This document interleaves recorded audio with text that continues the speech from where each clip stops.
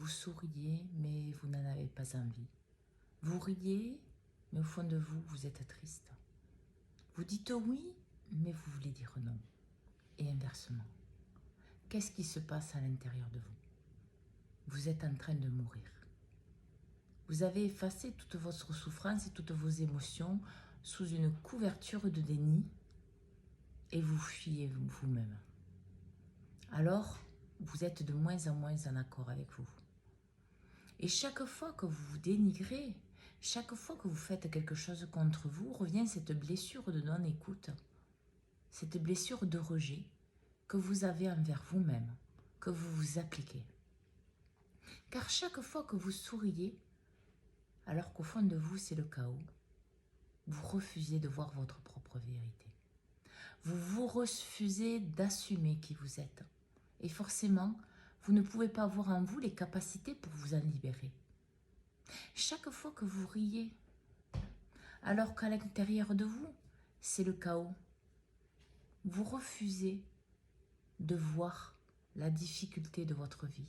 Ça ne veut pas dire qu'il faut accepter le chaos, être triste tout le temps, non, pas du tout. C'est juste accepter de voir la réalité pour pouvoir la transformer si elle ne vous convient pas.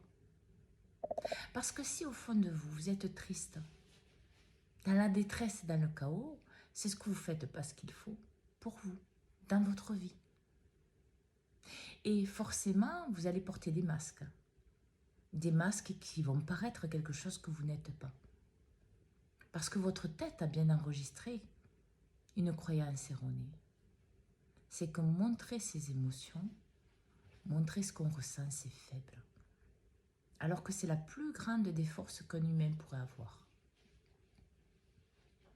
Car forcément, si vous montrez votre tristesse, parce qu'elle est là, présente en ce moment, ben c'est la réalité. Et là, vous vous accordez avec vous-même. Et à ce moment-là, vous pouvez choisir de ne plus porter cette tristesse, de faire les actions, les changements mentaux et dans votre vie qui vous sont nécessaires. Mais tant que vous porterez des masques, des voiles de déni, des fuites de vous-même, vous cacherez de vous-même. Et le premier à en souffrir, c'est vous. Alors réfléchissez-y avant de faire le contraire de ce qui est réel, le contraire de ce que vous ressentez, le contraire de ce que vous pensez, le contraire de ce que vous ressentez.